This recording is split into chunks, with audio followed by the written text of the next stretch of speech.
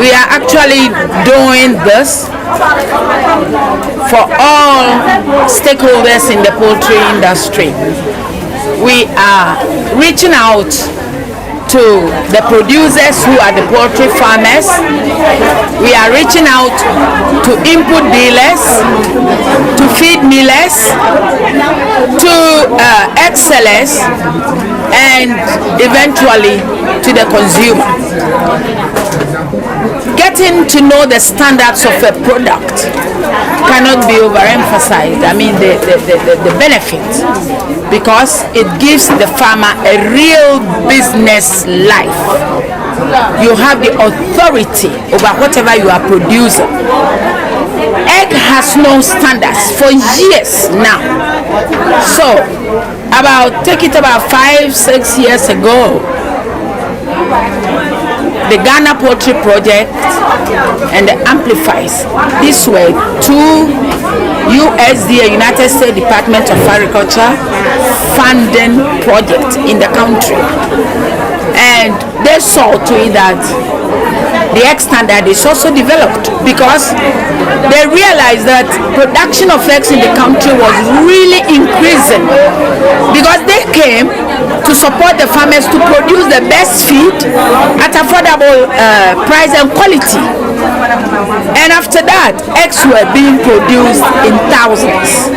So then why don't we help the farmers to have a better standard and authority over what they are producing, so that they can also start exporting, and even giving the customers the authority to know that they are buying the best or they are eating the best, and for the sellers also to know that they are collecting the best products from their producers.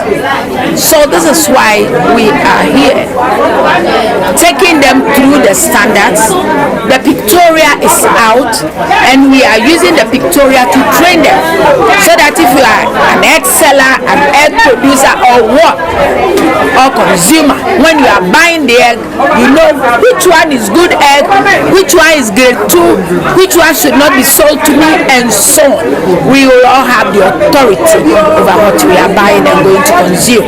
Is there a monitoring mechanism or a follow-up initiative after this training to ensure that the sellers and the farmers are doing what they were taught? Yes, there will be a follow-up. We are doing a 1-year training across the country.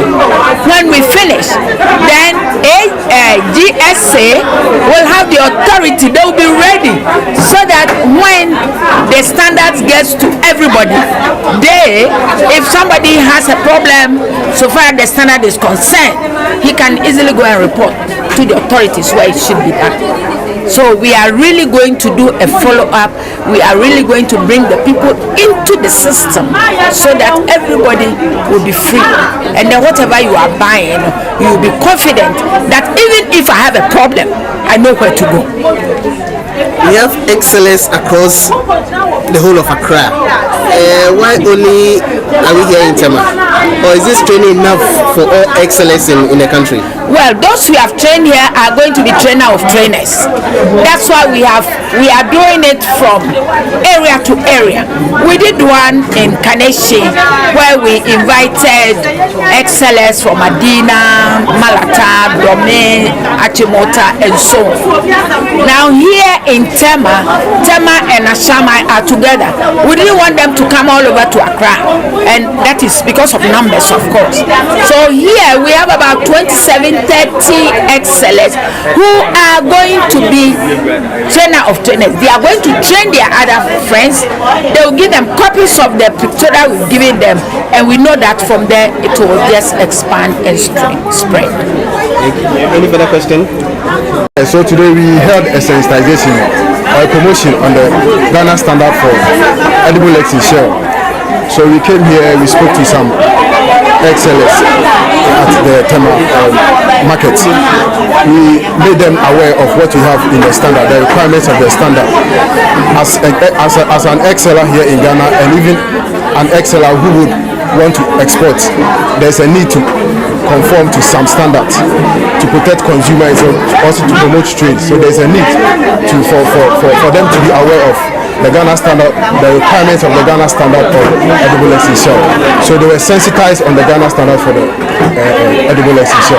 This is just about 2 or 3 of a series of training which is going to happen across the country. So this is just, as I said, this is just about two of a series of training which is going to happen across the country.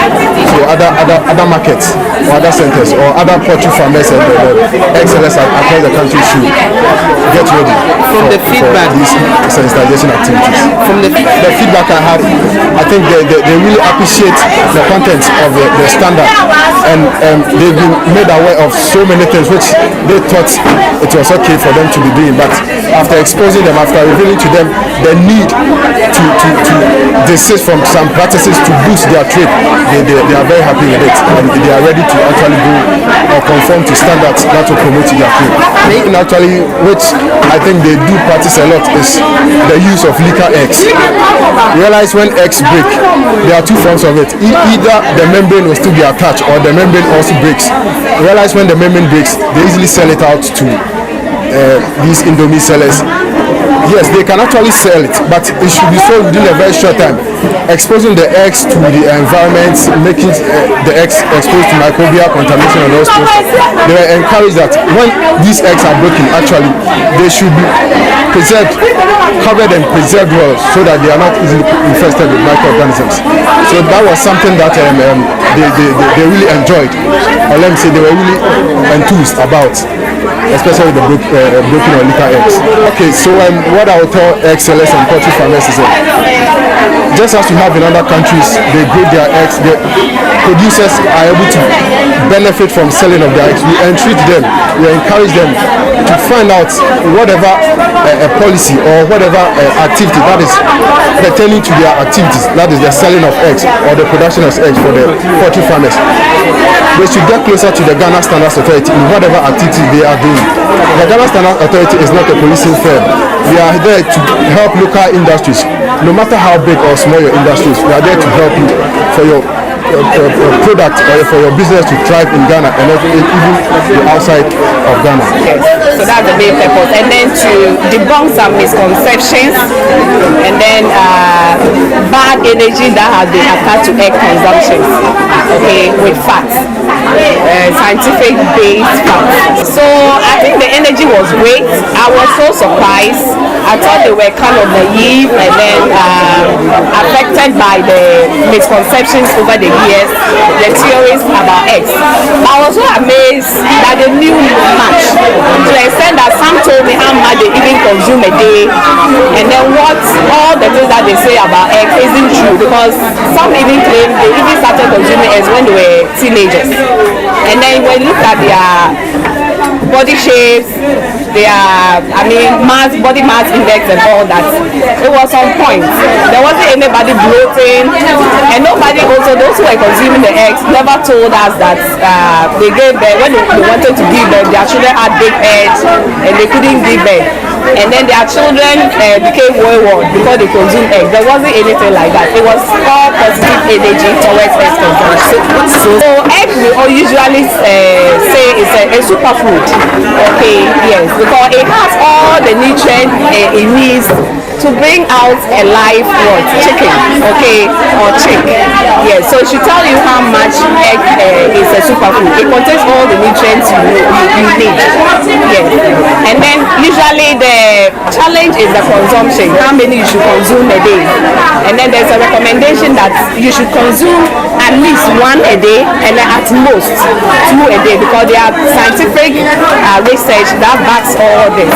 There have been researches that have been done all over the countries, all over the world, that people were put onto air consumption for 6 weeks, 2 a day, and after that they were measured against their cholesterol intake and all that, and there was no association, okay, about cholesterol level in the blood. So it's recommended that you can take at least 1 egg a day or 2 at most. But there are there's always exceptions, okay, where maybe you are sick.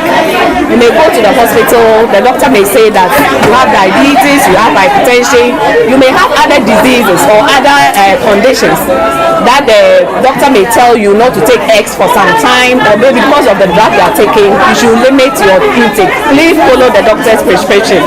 Aside that, if you've taken eggs and you have no side effects, no allergies and all that, I will encourage you to take eggs at least one a day. Hormones that promotes sexual drive. Okay, I may not want to go into details into the scientific in-depth of it, but what I'll do say is that men should be encouraged to consume more eggs, both men and women.